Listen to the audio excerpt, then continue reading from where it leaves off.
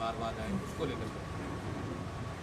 देखिए, पहले मैं म्यूनसिपल कमेटी का मेयर रहा। पहले तो मैं आप सबका धन्यवाद करता हूँ, आप बहुत देर से यहाँ बैठे, आपका बहुत बहुत धन्यवाद। पहले तो मैं खुद यहाँ से मेयर रहा 5 साल। अशोक अरोड़ा जी मेरे साथ थे मेयर बना। उसके बाद अगली बार फिर मेरी वाइफ ने बनना था, बाई चांस नहीं बन पाई किन्हीं कारणों से। अरोड़ा जी ने इसमें क्योंकि 22 काउंसिलर मेरे जीते थे। उसके बाद लगातार मैडम 3 टर्म पे यहाँ पे क्षेत्र में चेयरपर्सन रही, 15 साल से रही। और मुझे भारतीय जनता पार्टी ने यहाँ से टिकट दिया, एमएलए रहा दोबारा, फिर सेकंड टाइम में मैं एमएलए यहाँ से।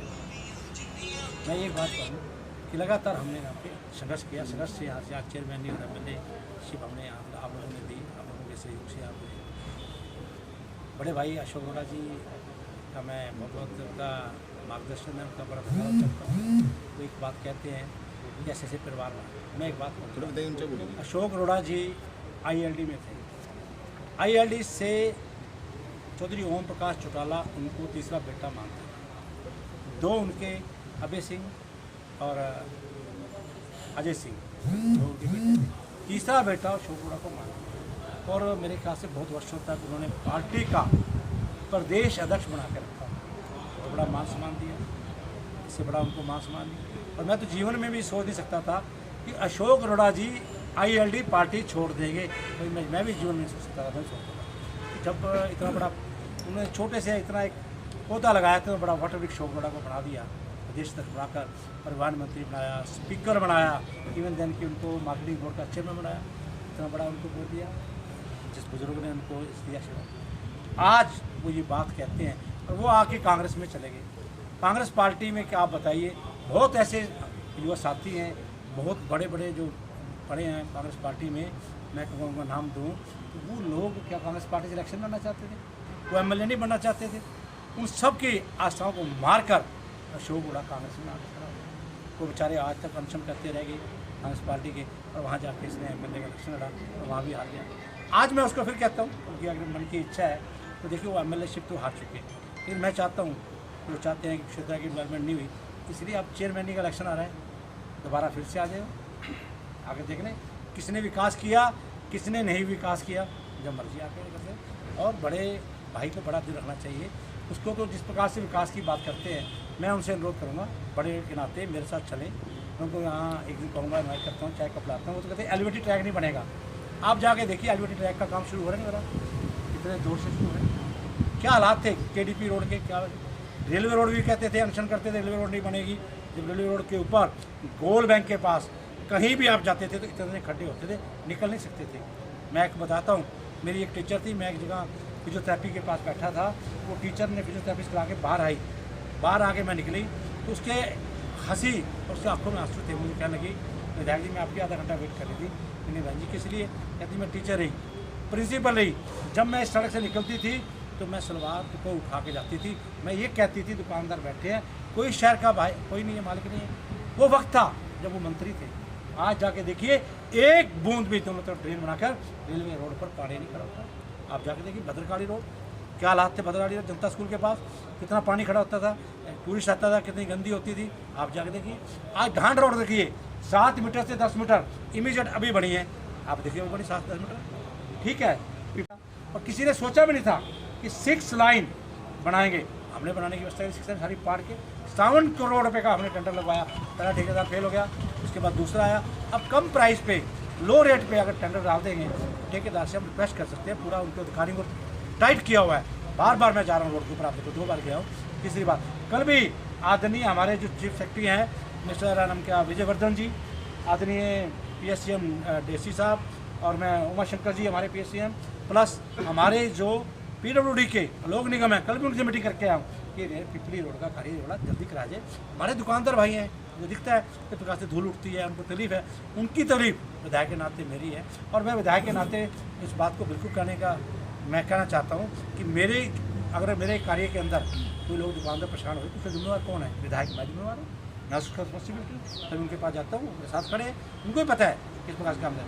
आप देखिए रोड्स का, गवर्नमेंट कॉलेज बेटियों का नहीं था, हमने बनवाया। नर्सिंग कॉलेज हमने, यूनिवर्सिटी आप देखिए। ब्रह्मसरोवर का क्या हाल था, आज लाइटिंग, आज ब्रह्मसरोवर पे 5-4 हज़ार लोग सैर करने जाते हैं। आप जाके देखिए इसका, आप जाके देखिए ज्योति सर, इस प्रकार का थीम महाभारत का हम थीम बना रहे हैं। आप जाके इसके बाद देखिए 12वां का बाईपास, आपका देखिए उसका 12वां का बाईपास, स्कूलों को अपग्रेड। आप जाके किरमत में देखिए किस प्रकार का हमने स्कूल बनाया। यहाँ पर हमारी बेटियों का स्कूल था। आज तक किसी का विज़न नहीं था, किसी की सोच नहीं थी कि बेटियाँ सुबह भी और शाम को क्लासेस लगाती थी। हमने अपना स्कूल बनाया, गवर्नमेंट का दोबारा बिल्डिंग खोल के बना रहे हैं। बहुत सी व्यवस्था है। तो भाई मैं तो कहूँगा अशोक अरोड़ा जी, तो मेरे बड़े भाई हैं, ये कह रहे थे कि एलिवेटेड ट्रैक नहीं बनेगा। आप जाके देखिए एलिवेटेड ट्रैक का कैसे काम चल रहा है। एक चीज़ डिमांड रह गई थी लोगों की, क्योंकि जब हैवी व्हीकल आता था, अभी जिंदल चौक, जिंदल रोड वाली रोड है बिल्कुल टूटी पड़ी है। अब देवीलाल पार्क वाली टूटी, मैं एग्री करता हूँ। मैं जो तो सड़कें नहीं है, टोटल सारी सड़कों के टेंडर हमने बिल्कुल यहाँ से एस्टिमेट बना के टीम बना के पूरे के पूरे डायरेक्टर ऑफिस से मैंने अप्रूवल ले लिया है। लगभग 16 करोड़ रुपए की अभी पर सैंक्शन हो गया। डायरेक्टर ऑफिस से आज पास हो गया, आज फाइल चीफ मिनिस्टर पे जाएगी, वहाँ से होके इसका फंड आने वाला है। कोई भी सड़क नहीं बचेगी जिस पर कार्य नहीं शुरू हो जाएगा। अगले महीने में लास्ट में सारे कार्य हम शुरू करा देंगे। हम एक चीज़ को पहलू में हम मास लड़ रहे हैं, हम जाते हैं सड़कों में, पता है कहाँ पे टूटी हुई है क्या हमें पता है, हम नॉलेज नहीं है इस बात की। इसलिए मैं कहता हूँ बहुत चीज़ें हमने सुधारी हैं। कभी जहाँ पे हैवी व्हीकल चलेगा, एक बाईपास बन जाएगा। जो हमारा हैवी लोड आ रहा है वो लोड आने का बंद हो जाएगा, वो बाईपास के। अब बाईपास की बात कर रहे थे कि बाईपास है, बाईपास की आप देखिए मेरी वीडियो देखना, भाई बैठे पत्रकार जाते भी बैठे बड़े आप सब बैठे हैं। मैंने समय समय पर कभी ऐसा नहीं होगा कि विधायक दल की मीटिंग, चाहे मीटिंग थी हमारी नाम क्या विधानसभा में, मैंने उसकी आवाज़ उठाई है। आप देखो, आपने देखा हो सारा आवाज़ उठाई है जी, हमेशा आवाज़ उठाई है। उसके बाद आपने मुख्यमंत्री जी ने, मैंने क्वेश्चन पुट करा, उसके अंदर मेरे पास आया कि अभी बाईपास की कोई प्रपोजल नहीं है। इमीडिएट मैंने मुख्यमंत्री जी को शाम को मिला, मैं कहा मुख्यमंत्री जी मेरे पर क्वेश्चन लगाया था, उसकी ये प्रपोजल आई कि उन्होंने मना करा। तो मुख्यमंत्री जी ने तुरंत आदमी हमारे सेंट्रल मिनिस्टर गडकरी जी को लेटर लिखा इसके बाईपास के लिए। अभी मुख्यमंत्री जी 2 दिन के लिए दिल्ली में गए थे, आदरणीय हमारे सेंट्रल मिनिस्टर नितिन गडकरी से मिल के आए। उन्होंने भारतमाला 2 में इस बाईपास को डाल दिया। आप देखिए, मैं पूरे देश की तरफ से क्षेत्र की जनता गया, पूरे देश की जनता इस बात का धन्यवाद करेगी। आदरणीय सेंट्रल मिनिस्टर गडकरी जी, नितिन गडकरी जी, जितना इंफ्रास्ट्रक्चर रोडों का तैयार किया है, रोड का आज तक नहीं हुआ। आप देखिए नारोल का बाईपास हमारे यहाँ से कैसे बन रहा है। ये हरिद्वार जाते थे, हमें 4-4 घंटे लग जाते थे, आप देखिए 2 घंटे में किस प्रकार से इंफ्रास्ट्रक्चर तैयार हुआ, पूरा रोड्स का इंफ्रास्ट्रक्चर है। और फिर भी मैं कहूँगा अशोक अरोड़ा जी से मैं रिक्वेस्ट करूँगा, आप समय समय पर आप कह रहे हैं ना मुझे बताएंगे तो क्षेत्र की ये समस्या रहेगी, आपका छोटे भाई के नाते उस समस्या को मैं विधानसभा में, चाहे मुझे मुख्यमंत्री के हाथ पकड़ कर करवाना हो, उसको करवा के लाऊंगा। आप मुझे बताइए, आप तो ये बताइए कि ये समस्याएं रह गई हैं, उसका हल करना मेरा काम है, तो मेरा उत्तरदायित्व है। मैं यहाँ का विधायक हूँ। विधायक साहब, जो आप पे कुरुक्षेत्र की जनता, थानेसर की जनता भी जानना चाहती है, जो थानेसर नगर परिषद का चुनाव होगा उसको लेकर जो बयानबाजी की जा रही है, आपके परिवार से होगा या बीजेपी से कैंडिडेट? देखिए, मेरा एक छोटा भाई सेक्टर में रहता है, क्योंकि पार्टी में हमारे समर्थन दिया है, वो भी समय समय पर इस बात को कहता है। मैं उनसे रिक्वेस्ट करूँगा, आदरणीय अरोड़ा जी से भी करूँगा कि अरोड़ा जी एमएलए के इलेक्शन को 3 साल पड़े हैं, मेरी आपसे हाथ जोड़ के विनती है, आप ये इलेक्शन लड़ लो चेयरमैन का, पता लग जाएगा पब्लिक में कौन डेवलपमेंट कराता है, कौन विकास कराता है, कौन नहीं कराता। आप सामने आ जाइए, आप दूध पानी का पानी हो जाएगा। आप खाली बैठे हो, आप लड़ लो, है आप लड़ो। आपने कांग्रेस पार्टी में आके कांग्रेस के कार्यकर्ताओं को खत्म कर दिया है, उनको नहीं लड़ी। और आज भी मैं कहूँगा जो ILD से कार्य करते हैं अरोड़ा से वही टिकट मांग रहे हैं। कांग्रेस वाले कार्यकर्ताओं को टिकट क्यों लेने देते, उनके ऊपर हैवी है। आप आ जाएगा, जब किसको लड़वाएंगे, आपके समझ आ जाएगा। अब मैं अपनी बात करता हूँ, भारतीय जनता पार्टी ने मुझे विधायक बनाया, मैं यहाँ से 5 साल पहले विधायक रहा, अब भी दोबारा विधायक भारतीय जनता पार्टी से। पार्टी के जो देश होंगे वो मान्य होंगे, पार्टी जिसको भी टिकट देगी उसके ऊपर हम उसको इलेक्शन लड़ेंगे, पार्टी के देश बना रहे। और ख़ास तौर पे मैं तो इस बात की बड़ी आपके मुबारकबाद दूंगा, मैंने फ़ोन भी किया था आपके माध्यम से भी और कुछ जनता से, अशोक अरोड़ा जी का पोता है, उसकी बहुत बहुत मुबारकबाद। मैं अरोड़ा जी से कहूँगा एक पार्टी करें, हम लोगों को मिठाई खिलाएँ, हाँ जी है तो उनका मैं बहुत बहुत अच्छी बहुत बहुत मुबारकबाद देता हूँ। विधायक जी, 1.25 साल हो गया कोरोना काल चल रहा, विकास की बात हो रही है, रोजगार की बात नहीं हो रही। 1.5 साल में दुनिया का रोजगार गया, कुरुक्षेत्र की अगर बात करें हज़ारों लोग रोजगार से वंचित हुए हैं, नौकरियां गई हैं, चाहे प्राइवेट सेक्टर हो चाहे कोई भी सेक्टर हो, रोजगार की बात कोई नहीं करता। देखिए, रोजगार की बात भी आपके सामने है कि गवर्नमेंट इस बारे में सोच रही है। जिस प्रकार से आपने मोदी जी ने किस प्रकार से गरीब जनता को जो राशन नहीं मिलता था, राशन की व्यवस्था कराई। आदरणीय मुख्यमंत्री जी ने कभी कहा कोरोना काल में जिनकी डेथ हुई उनके अकाउंट में पैसा जा रहा है, तो लिस्टें बन रही हैं, तो जो जो पहलू पे हमारे से डिमांड आ रही है, इसी पहलू में आ रही है। अब दुकानदार भाई देखिए, आपके सामने किसी ने सोचा था कि अभी दुकानों के लिए हमने 20 साल से 20 साल का स्टोर बेट दे रहे हैं, 40 का 50 का। हम दुकानदार भाई को मैंने कल भी रखी थी बात कि बहुत से दुकानदार भाई जो म्युनिसिपल काउंसिल की दुकानों पे किराए बैठे हैं, उनके पास ना तो कोई ना ट्रांसफ़र लेटर है ना अलॉटमेंट लेटर है। तो मुख्यमंत्री जी ने कहा एक छोटी सी रसीद भी दिखा देंगे, हम उनको दुकानें दे देंगे। बहुत बड़ी बात कर उनको माल करना हक देने जा रही है। विधायक जी, शहर में जितने मुख्य चौक हैं वहाँ पर सीसीटीवी कैमरे लगाए गए। कैमरे तो लगे हैं लोगों की सुरक्षा की दृष्टि से, ताकि कोई भी आपराधिक वारदात हो। देखिए, ये व्यवस्था चालान काटना भी मैं कहूँगा प्रशासन का काम है। प्रशासन को, अधिकारी को नाजायज़ नहीं होना चाहिए, ऑनलाइन गलत नहीं होना चाहिए। जब मैं बताऊँ किसी को हम कहते हैं मास्क डाल लो, जब लगता है कि 500 रुपये मास्क का फाइन लगेगा तो सब मास्क डालते जी हैं, बताओ जी। इसी तरह जब फाइन जब आपके डॉक्यूमेंट, गाड़ी के डॉक्यूमेंट, रोटरी चौक में जैसे कैमरे लगे बाजार के बीच में, हेलमेट, ये मैंने आप लोगों की बात को सुना है। आदरणीय मैं प्रशासन से बात करने जा रहा हूँ। जो जिस प्रकार से आपने अच्छी बात रखी है, जो मेन मार्केट है, मेन चौराहे हैं, उनसे हम थोड़ा सा, मैं अभी एसपी से बात करके उसे हटाएंगे, दूर रखेंगे। जो जैसे यूनिवर्सिटी में बाहर से आ रहे हैं, कोई इधर से आ रहा है, पिपलोर से आ रहा है, वहाँ पे में रखेंगे। बाकी के लिए हम पूरी चेकिंग जो रखेंगे व्यवस्था करें। ये सुधारना पड़ता है कि यंग ब्लड है, यंग बच्चे हैं, बिना हेलमेट के चलेंगे, कोई एक्शन होता है तो उनके पेरेंट्स ही यार उसको हेलमेट डालना चाहिए, डॉक्यूमेंट होने चाहिए। अब 18 साल से कम के बच्चे भी मेरे साथ से स्कूटी चलाते हैं, तो उनको अगर पुलिस का डर नहीं होगा तो फिर कोई एक्शन हो गए, वही माँ बाप दुखती होते बाद में। विधायक जी, जैसे कुछ व्यापारियों से रंगदारी मांगी गई, डॉक्टर से भी मांगी गई, अब आज ही 3 मर्डर हुए हैं शहर में, तो अपराध बढ़ने का? देखिए, ये अपराध नहीं बढ़ने का काम नहीं है, अपराध का मैं बता रहा हूँ। अभी एक क्या हुआ, एक अभी सानी फार्म के हमारा कार्यकर्ता था, हमारे परिवार से बच्चा है, मैं अभी वहाँ हॉस्पिटल से होकर आया हूँ। उसका जो डेथ हुई है वो एक वहाँ पे एक होटल था, होटल में वो लोग बैठे थे, वहाँ को झगड़ा हो गया हमारी सी बात पे। तो वो जो होटल मालिक था, उन्होंने भी पी रखी थी, जो उनके जो एम्प्लॉई थे वो मेरठ से थे, उन्होंने पी रखी थी, उन्होंने उसको मार के वो एक्शन दिखाना चाहते थे, लेकिन पुलिस ने उसको सॉल्व कर दिया, तीनों को अरेस्ट कर दिया है। इस प्रकार का झगड़ा तो कहीं भी गुस्से में हो सकता है, वहाँ भी हुआ। अभी एक जो अभी यहाँ पे हुआ था शांति नगर के पास, मैं वहाँ भी उनके अभी होके आया हूँ। वो झगड़ा भी क्या हुआ है कि वो शराब का एक कुर्ता है, वहाँ पे वो बैठते थे, पीते थे, वहाँ झगड़ा हो गया उनको भी हमने अरेस्ट करा दिया। दोनों सोल हो गए, वो भी अरेस्ट हो गए, वो भी अरेस्ट हो गए। तीसरा भी मेरे पास केस आया था अमीन के अंदर भी ट्यूबवेल पे रात को गया था 12 बजे के आसपास, और ट्यूबवेल पे उसको मारा गया। उसके लिए मैंने एसपी साहब को कहा कि कितनी भी टीम लगानी पड़े, तीसरे केस को भी हम सोल्व करके रखेंगे। तो हम ऐसा कुछ नहीं होंगे कि वारदात आज तक नहीं होती। आज भी एसपी साहब से मेरी बात हुई, एसपी साहब भी कहने लगे कि हमारे यहाँ तो ऐसा कभी हुआ नहीं करता था, मैं इतने साल से पोस्टिंग हूँ, पहले भी पोस्टिंग हूँ, तो पहली बार ऐसी वारदात हुई है। इसको सारे हम पूरा छानबीन कर रहे हैं, कहाँ पे कौन लोग ऐसी वारदात करते हैं, उन लोगों को हम कंट्रोल करेंगे, उन्हें आइडेंटिफाई करेंगे, ऐसे लोगों से हम बच के रखना पड़ेगा। देखिए, ये गलत बात कही है। मैं खुद भाजपा का कार्यकर्ता हूँ। मैंने क्या कहा है कि अगर पार्टी, मैंने अभी आपको कहा भी है, पार्टी के जो मार्गदर्शन होगा, पार्टी के जो आदेश होंगे, जिस पे भी पार्टी हाथ रखेगी, इसको इलेक्शन लड़वाना है, हम उसी को लड़वाएंगे। भारतीय जनता पार्टी में ऐसा कुछ नहीं होता, जो कैंडिडेट जीतने वाला होगा पार्टी उससे पूरा निर्णय लेगी, पूरी टीम बैठेगी, पार्टी कार्यकारिणी है, पूरा बोर्ड है पार्टी का। हमारे मुख्यमंत्री जी हैं, आदरणीय धनखड़ साहब प्रदेश अध्यक्ष हैं, उनकी अध्यक्षता में पूरी कार्यकारिणी स्टेट की बनी है। जो वो निर्णय लेंगे वो निर्णय मान्य होगा। उसमें शोक बड़ा कुछ नहीं कर सकता कि इसको टिकट मिलेगी या उसको मिलेगी। वो शोक बड़ा तो अपना देखे, कांग्रेस में आके किस प्रकार से उसने कब्जा किया है, और कांग्रेस में किसको टिकट जाना चाहता है, जो ILD से है उनसे दिलाना चाहता है, या जो बेचारे कांग्रेस के कार्यकर्ता पुराने जिन्होंने पसीना बहाया, जिन्होंने अनशन करा है, कि उनको दिलाना चाहता है, उनका टकराव है। हमारे यहाँ कोई टकराव नहीं है। भारतीय जनता पार्टी एक है, आगे भी एक रहेगी, एक होकर ये मुस्लिम काउंसिल का इलेक्शन लड़ेगी। मैं आपको विधायक जी, एक सवाल है, जैसे गर्मी पड़ रही है, पानी का सत्र गिर रहा है, तो कुरुक्षेत्र के अंदर पानी की बहुत किल्लत का सामना करना पड़ रहा है। कॉलोनियों में पानी नहीं जाता, कारण क्या है? सब्जियाँ तो टूटियाँ लगा रखी। पीछे मैंने जी मीडिया पर मुद्दा उठाया था, एक्शन ने सारी टूटियाँ कटवाई, पानी आने लग गया, दोबारा फिर लगा दी। क्या आप बात करेंगे? ओपन टूटियाँ लगा रखी है। हाँ बिल्कुल, बहुत हजारों की तादाद। बहुत अच्छी बात आपने की। जो ये ओपन टूटियाँ लगा रखी हैं वो लगा ही नहीं सकते, उन सबको मैं भी एक्शन से पानी नहीं जाता उसको बंद। लेकिन हमने अपने टाइम में, मैं आपको और बता दूं, हमारे यहाँ सबसे बड़ी बात है कि यहाँ पर सीवरेज ट्रीटमेंट प्लांट नहीं थे। 2 सीवरेज ट्रीटमेंट प्लांट हमने लगवाए।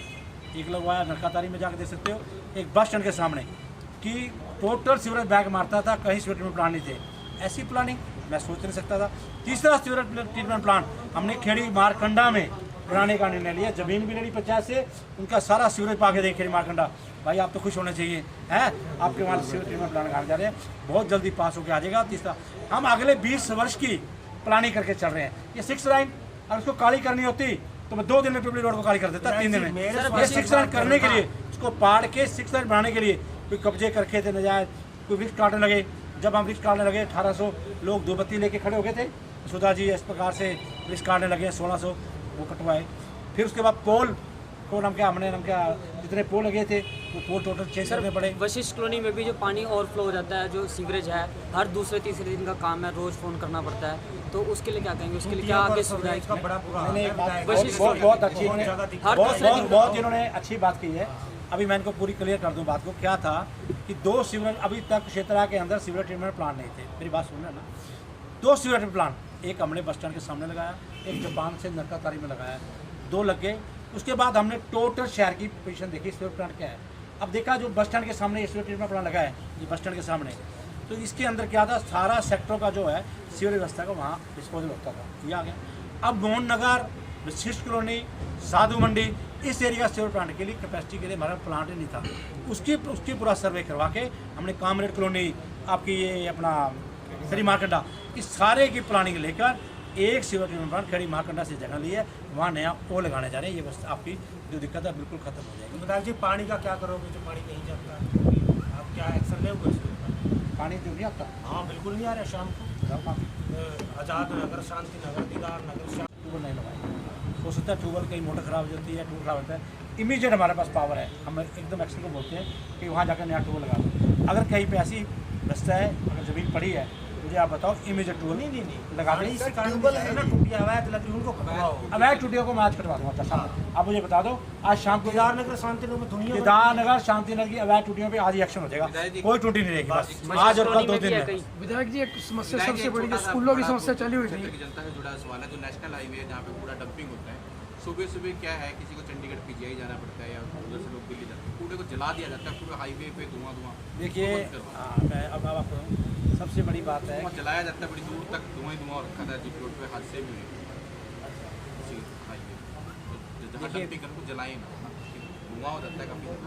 देखिए, अगर आपने सजेशन दिया है, अगर उसको आज ही स्कूल लगा के उसको जलाएंगे नहीं, लेकिन क्या करें, हमारे पे जो ये टोटल क्षेत्र का कूड़ा इकट्ठा होता है, ये लगभग 60 से 80 टन होता था। आपके सामने था, मथाना गिरने लगे, मथाना के लोग खड़े हो गए, किसान खड़े हो गए, भाई देखो आपके सामने दिक्कत हुई। इमीडिएट मुझे मेरी जवाबदेही थी, इमीडिएट हमने पेवा के पास जगह ली, वहाँ भी लोग खड़े हो गए। अब ये हमने प्राइवेट किसी बेचारे की जगह ली है, अब यहाँ पर उसको सेग्रीगेशन करके गिर रहे हैं।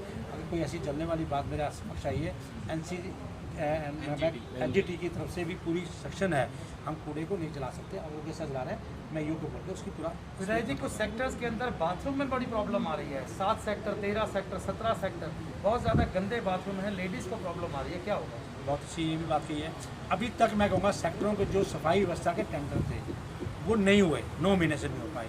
क्या कारण था कि हम लोगों ने ये लिया कि हर 600 मीटर पे एक सफाई कर्मचारी होना चाहिए, उसकी प्रपोजल बनाई, डायरेक्टर ऑफिस उस पर इलेक्शन लग गया, दोबारा फिर प्लानिंग करी, अब प्लानिंग करके वो ऑलमोस्ट 101% वो क्लियर होगी, फाइल होगी, आज या कल आएगी, फिर टेंडर लगाने वाले हैं। सफाई व्यवस्था का जो आप बता रहे हैं, टोटल जितने भी हमारे टॉयलेट हैं इसमें सेक्टरों में जितनी व्यवस्था है, आपको इसके रिजल्ट 1-1.5 महीने के बाद जब टेंडर लग जाएगा, जब सफाई कर्मचारी आ जाएंगे।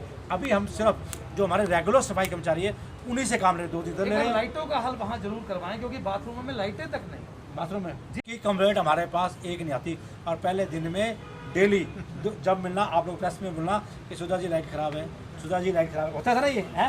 आप बता दो, 15,000 एलईडी लगी, प्रदेश में पहला शहर है कि जिसके अंदर 15 एलईडी, एक भी आदमी अब कंप्लेंट नहीं करता, ऑटोमेटिक वहाँ चली जाती है। हमारा जो इन्फॉर्मेशन सेंटर बना हुआ है, जहाँ पर हमारा डिजिटल बना हुआ है, पूरा बोर्ड बना हुआ है, वहाँ चली जाती है, वहाँ से क्लियर आ जाती है, ये लाइट ख़राब है, इमीडिएट लाइटिंग होती है। बहुत बड़ा काम हुआ है, 15,000 एलईडी लगी। विधायक जी, प्राइवेट स्कूलों के ऊपर जो अभिभावक परेशान है, उसके मामले में क्या कहोगे? देखिए, वो हमने गवर्नमेंट के आगे बात रखी है, बहुत से प्राइवेट स्कूल चले गए हैं, हम क्या हाई कोर्ट भी गए हैं, सुप्रीम कोर्ट भी गए हैं, एक इशू बहुत बड़ा बन रहा है। उसके लिए हमने कल विधायक दल में हमने 5-10 विधायक इकट्ठे हुए थे, हमने एक मीटिंग रखी, मुख्यमंत्री जी का दिल्ली थे, 1-2 दिन में हमारी सीएम साहब से मीटिंग होने वाली है, उसके अंदर रखेंगे कि अभिभावक भी इसमें नाम क्या दिक्कत में है, और प्राइवेट स्कूल इंस्ट्रक्शन ऐसी पास किया जाए हरियाणा सरकार की तरफ से जो क्लियर हो कि उन्होंने किस प्रकार से कार्य किया। सर वशिष्ठ कॉलोनी में जो कचरे की जो वैन आती है उसमें जो लोग हैं उनका जो रवैया है वो जनता के प्रति जो है बड़ा रुख जो अपनाते हैं। विशिष्ट कॉलोनी में जो आपकी वैन आती है या तो वो आज ड्यूटी से चले जाएंगे, नहीं तो आज चेंज वहाँ का जो शख्स है वो ये कहता है कि अगर एक दिन भी अगर रह जाता है तो वो कहता है कि मैं 2 दिन का नहीं उठाऊंगा। वो कहता है भाई जो मर्जी करो। आज के बाद आएगा नहीं, दूसरा आएगा आपके पास। तेरी कॉलोनी से खादी, खादी एक विश्वास, खादी एक विचार, खादी एक संस्कृति और खादी एक मुस्कान। खादी जो आजादी से पहले हमारे साथ थी और आज भी है। गांधी जी का सपना है खादी। प्रधानमंत्री मोदी जी के आत्मनिर्भर भारत का विशेष हिस्सा है खादी।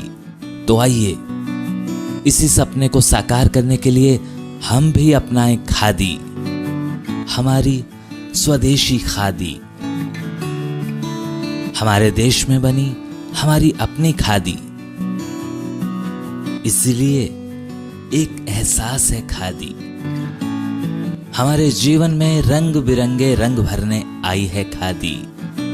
आपके अपने शहर कुरुक्षेत्र में गांव मिर्जापुर आपके लिए लेकर आया है खादी के बने एक से बढ़कर एक डिजाइन, कलर्स व सभी प्रकार के वस्त्र।